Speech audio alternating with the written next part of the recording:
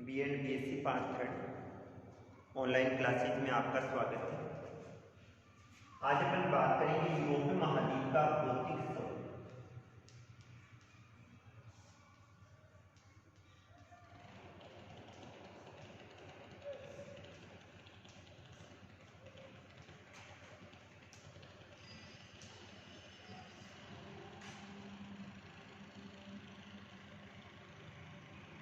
यानी भौतिक स्वरूप की बात करें तो भौतिक स्वरूप के अंतर्गत अपन पर्वतीय क्षेत्रों का अध्ययन करते हैं, पठारी क्षेत्रों का अध्ययन किया जाता है, मैदानों का अध्ययन करते हैं, घाटी का अध्ययन किया जाता है और इसके साथ में द्वीपों का अध्ययन भी किया जाता है। यूरोप महाद्वीप की बात करें तो यूरोपीय महाद्वीप को प्रायद्वीपों का महाद्वीप कहा जाता है। यूरोपीय महाद्वीप को क्या कहा जाता है? प्रायद्वीपों का महाद्वीप कहा जाता है। अर्थात यहाँ पर अधिकांश भाग पर क्या फैले हुए? प्रायद्वीप फैले हुए हैं। और प्रायद्वीप किसे कहा जाता है? जिसके तीन ओर जल पाया जाता है उसे क्या कहा जाता है? प्रायद्वीप कहा जाता है। और जिस भूभाग के चारों ओर जल पाया जाता है उसे बाद में क्या कहा जाता है? द्वीप कहा जाता है। तो यूरोपीय महाद्वीप की बात करें तो इसको प्रायद्वीपों का महाद्वीप कहा जाता है। अर्थात इसके अधिकांश भाग पर क्या फैले हुए? प्रायद्वीप फैले हुए हैं। तीन भागों में बांटा जाता है इसे भौतिक स्वरूप के आधार पर। सबसे पहले आता है उत्तरी पश्चिमी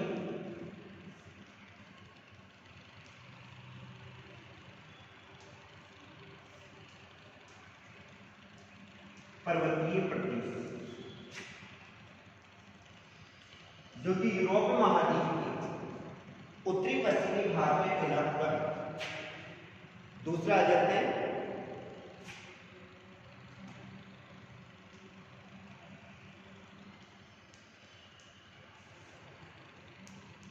यूरोप का उत्तरी मैदान,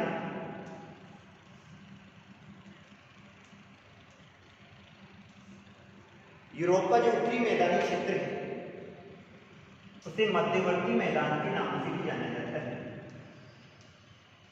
मध्यवर्ती मैदान के नाम से क्यों जाना जाता है? क्योंकि ये वाला भूभाग यूरोपीय महाद्वीप के मध्यवर्ती भाग में स्थित है। और तीसरा आ जाता है दक्षिणी पर्वतीय प्रदेश।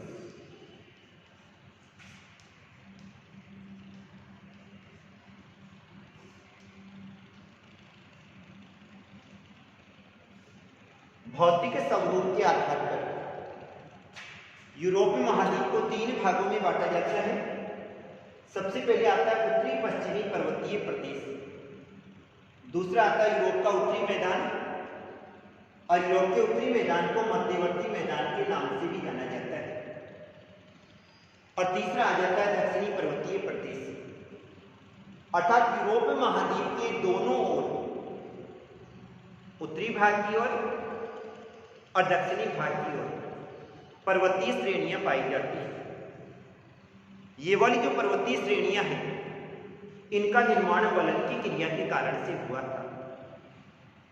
और इसके बीच वाले भूभाग का अध्ययन करें तो बीच वाला भाग नीचा पाया जाता है और नीचा पाए जाने के कारण से पर्वतीय क्षेत्रों से निकलने वाली जो नदियां हैं वो पर्वतीय भाग से बहती हुई कहां पर आती है? बीच वाले भाग में आती है। इस कारण से यहां पर मध्यवर्ती भाग में क्या पाए जाते हैं? मैदान पाए जाते हैं। सबसे पहले बात करते हैं उत्तरी पश्चिमी पर्वतीय प्रदेश। उत्तरी पश्चिमी पर्वतीय प्रदेश जो कि यूरोप का सबसे प्राचीन प्रदेश है। अर्थात इसका निर्माण कौन सी क्रिया के कारण से हुआ है? अल्पाइन युग की सेलों से। ये वाला प्रदेश अल्पाइन युग की सेलों से निर्मित है। अर्थात इसमें जो पर्वतीय क्षेत्र पाए जाते हैं उनका निर्माण कब हुआ था? अल्पाइन युग में हुआ था। इस प्रदेश में जो पर्वतीय श्रेणियां पाई जाती हैं अल्पाइन युग में निर्मित है, जिनकी विशेषताएं क्या पाई जाती है? सबसे पहली बात आती है ये कठोर चट्टानों से निर्मित है। अर्थात यहाँ पर जो चट्टानें पाई जाती है वो चट्टानें कैसी होती है? कठोर और प्राचीन है। इनकी जो ऊंचाई है वो कैसी होती है? मध्यम होती है। और यहां पर स्थित जो पर्वतीय श्रेणियां हैं वो मध्यम ऊंचाई की है और ये बर्फ से ढकी रहती है, अर्थात ये हिममंडित है। और हिममंडित होने के कारण से यहां पर किसका निर्माण होता है? यू आकार की घाटी का निर्माण होता है। इन पर्वतीय क्षेत्रों में हिम जलवायु पाई जाती है और हिम जलवायु होने के कारण से यहां पर कौन सी घाटियों का निर्माण होता है? यू आकार की घाटी का निर्माण होता है। इन पर्वतीय क्षेत्रों में बर्फ के द्वारा अपक्षय तथा अपरदन होता है और बर्फ के द्वारा अपक्षय तथा अपरदन होने के कारण से यहाँ के अधिकांश जो पर्वत पाए जाते हैं वो गोल पाए जाते हैं, चिकने पाए जाते हैं। गोल और चिकने क्यों पाए जाते हैं? क्योंकि ये बर्फ से फिसलते हुए रहते हैं और बर्फ से फिसलने के कारण से इनका आकार कैसा होता है? गोल होता है, चिकने होते हैं। इन तटवर्ती क्षेत्रों में फियार्ड तट पाए जाते हैं। फियार्ड तट क्यों पाए जाते हैं? क्योंकि ये समुद्र के आंतरिक भाग में धंस गए हैं और समुद्र के आंतरिक भाग में धंसने के कारण से यहां पर क्या पाए जाते हैं? फियोर्ड तट पाए जाते हैं।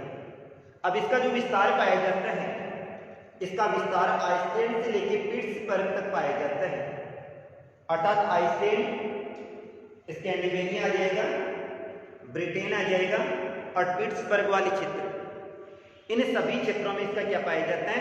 विस्तार पाया जाता है। अर्थात उत्तरी जो पर्वतीय प्रदेश है वो उत्तर और पश्चिमी दिशा में फैला हुआ है, जिसको दो भागों में बांटा जाता है। एक आता है स्कैंडिनेविया उच्च भूमि,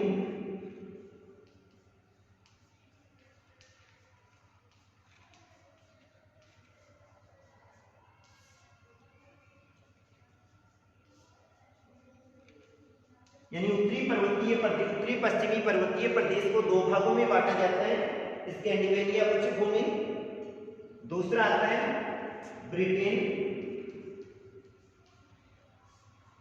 तथा समीपस्थ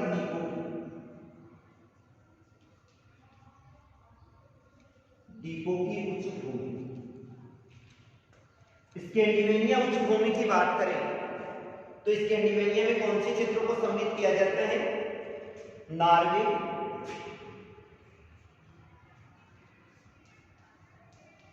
फिनलैंड और स्वीडन, ये तीनों के तीनों क्षेत्र मिलके और किसके नाम से जाने जाते हैं? स्कैंडिनेविया के नाम से जाने जाते हैं। नॉर्वे, फिनलैंड और स्वीडन तीनों मिलाकर किसका निर्माण करते हैं? स्कैंडिनेविया का निर्माण करते हैं। ये वाला क्षेत्र 2 लाख वर्ग किलोमीटर क्षेत्र में फैला हुआ है और यहाँ पर पर्वतीय क्षेत्र पाए जाते हैं।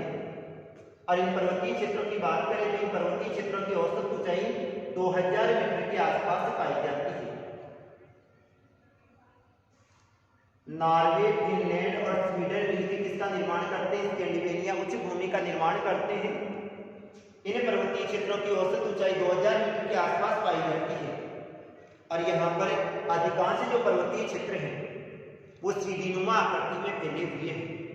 दूसरी बात आती है ब्रिटेन तथा समीपस्थ द्वीपों की उच्च भूमि। इसमें स्कॉटलैंड,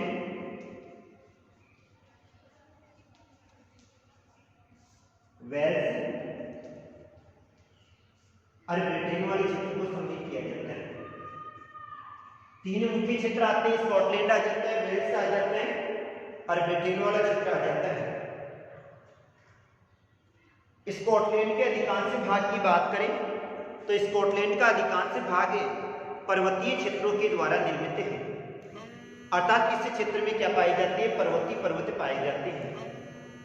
और यहाँ की मुख्य जो भूमि है वो वेल्स है और अपक्षय तथा अपरदन के कारण से ये कम नीची होती जा रही है। इधर वाले भाग में तो फियोर्ड तट पाए जाते हैं, लेकिन इस क्षेत्र का अध्ययन करें तो यहाँ पर रिया तट पाए जाते हैं। यानी इसका जो तटवर्ती क्षेत्र है उसको किस नाम से जाना जाता है? रिया तट के नाम से जाना जाता है। अब दूसरी बात आती है यूरोप का उत्तरी मैदान। यूरोप का जो उत्तरी मैदान है इसको किस नाम से जाना जाता है? मध्यवर्ती मैदान के नाम से भी जाना जाता है। अर्थात इसका जो विस्तार पाया जाता है वो कौन से क्षेत्रों में पाए जाते हैं? रूस वाले क्षेत्र में पाए जाते हैं और बाल्टिक सागर के समीपवर्ती क्षेत्रों में पाए जाते हैं। यूरोप के उत्तरी मैदान है जिसको मध्यवर्ती मैदान के नाम से भी जाना जाता है। इसका विस्तार रूस के और बाल्टिक सागर के समीपवर्ती क्षेत्रों में पाया जाता है। अर्थात ये वाला क्षेत्र रूस, स्वीडन, डेनमार्क, पोलैंड, बेल्जियम और फ्रांस।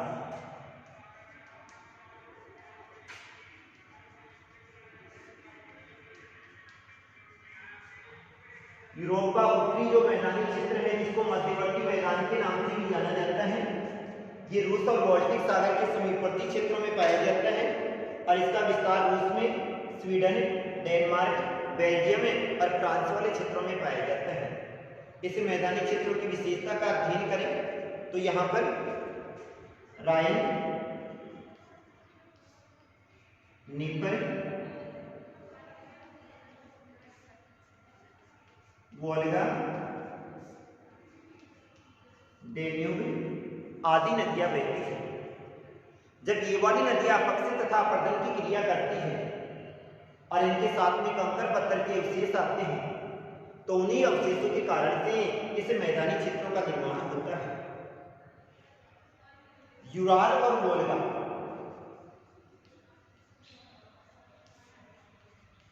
यहाँ की मुख्य नदियां हैं और ये दोनों की दोनों नदियां हैं ये अपना जल कहां पर गिराती है? कैस्पियन सागर में गिराती है।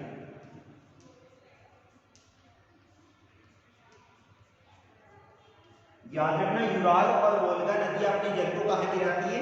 कैस्पियन सागर में गिराती है। जबकि नीपर और डॉन ये वाली अपने जल को कहां गिराती है? काला सागर में गिराती है।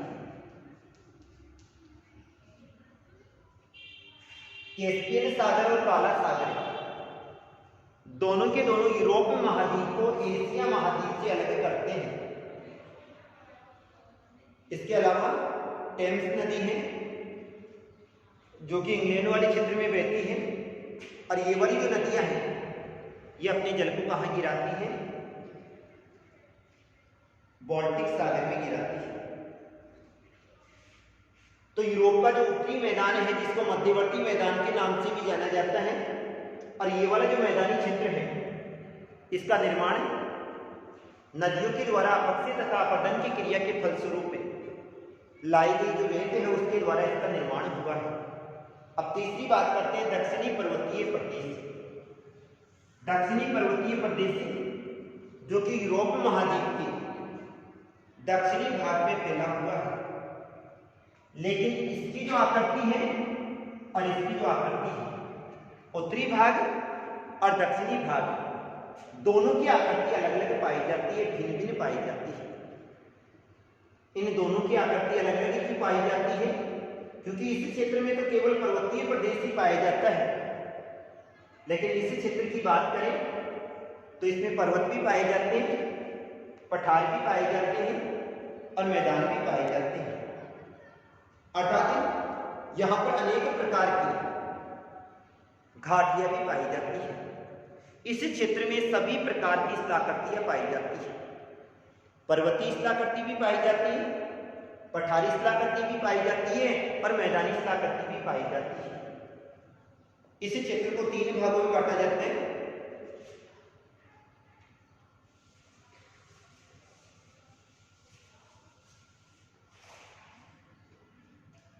तीन भाग, एक आता है मध्य प्राचीन,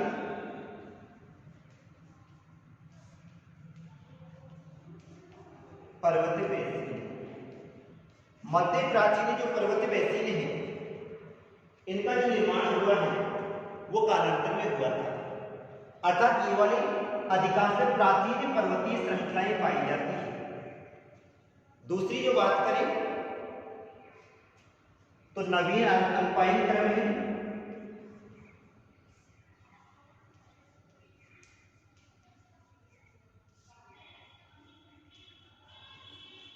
और तीसरी बात करें तो दक्षिण प्रायद्वीप है।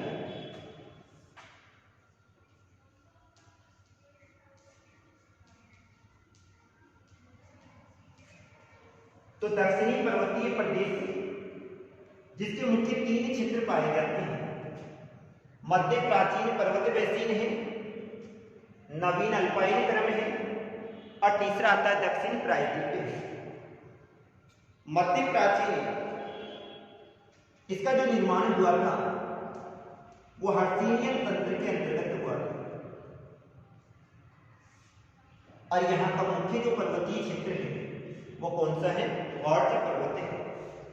अर्थात इसी क्षेत्र में ज्वालामुखी क्रेटर पाए जाते हैं, क्योंकि यहाँ पर जो पाई जाने वाली अधिकांश पर्वतीय श्रेणियां हैं उनका निर्माण ज्वालामुखी क्रिया के कारण से हुआ था।